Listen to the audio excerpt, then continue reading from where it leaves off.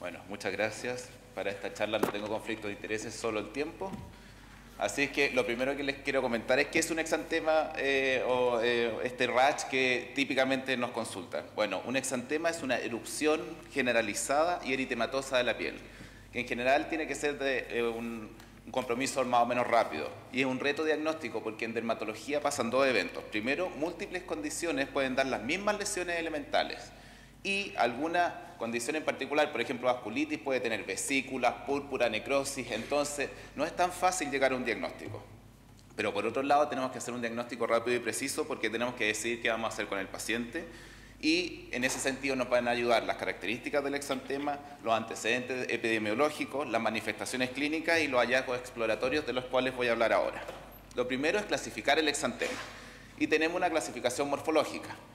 ¿Qué es un exantema morbiliforme? Que es el más frecuente. Son estas máculas, o sea, este enrojecimiento y pápulas, o sea, lesiones que se tocan de unos milímetros de diámetro que tienden a ser pequeñas y empiezan a confluir y tienen su aspecto similar al mármol. Ahí es su nombre. Y la enfermedad clásica es el sarampión. Tenemos el exantema escarlatiniforme, que son estas pápulas puntiformes muy pequeñitas, menos de 1 milímetro, que dan aspecto de piel de lija y que la clásica enfermedad es la escarlatina. Tenemos los exantemas roseoliformes, que son máculas y pápulas más grandes. Fíjense en la extensión, no son muy solevantadas y tienen piel sana más preservada, como el del exantema súbito. Tenemos las reacciones varioliformes, que son pápulas y vesículas, que pueden acompañarse de pústulas. Y el ejemplo clásico es la varicela. Y finalmente tenemos el exantema purpúrico, que son máculas o pápulas eritematosas, purpúricas y pigmentarias, que el ejemplo clásico es cualquiera de las vasculitis.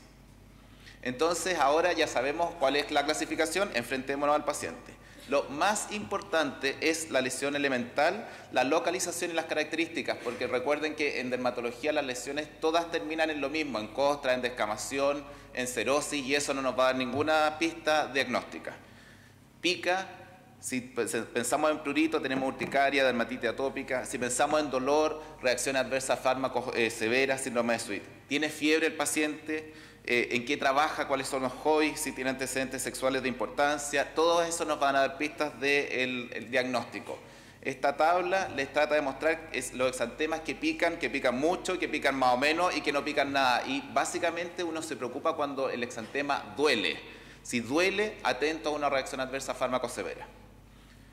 Tiene Nikolsky, tiene ampollas, la piel se está denudando, no habla de una reacción adversa a fármaco severa o de una enfermedad ampollar. Tiene Koebner, o sea, yo pincho al paciente y en 2 o 3 días empieza a reproducir una lesión, eso nos apoya a líquen plano, a psoriasis, por ejemplo. Está localizado exclusivamente o preferentemente en palma y planta. Pensemos entonces en sífilis secundaria, en eritema multiforme. Tiene compromiso de mucosa, es súper importante. Fíjense en las mucosas y la mucosa que primero se compromete es la mucosa anal. Siempre, o por supuesto, acompáñenle con el examen físico completo, etcétera, etcétera. ¿Cuáles son los exantemas vitales? Los que cuando nos demoramos en diagnosticar ponemos en riesgo la vida del paciente. Entonces, exantemas febriles, sobre todo con púrpura, meningococcemia. Y ahí, obviamente, cultívenlo por todos lados y empiecen antibióticos empíricos si así lo sospechan. Si tiene exantema con dolor cutáneo, eso es importante. Sospechen reacción adversa severa, suspendan todos los fármacos no vitales.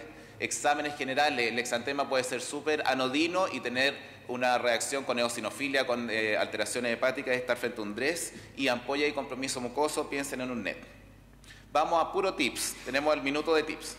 Primero, dermatitis atópica, no es tan infrecuente que un paciente se pueda brotar, entonces fíjense en el compromiso de pliegue y en adulto en el compromiso de cara. Eritema multiforme, las dianas típicas que pueden ser atípicas y empezar a hacer una reacción adversa a fármacos más severa.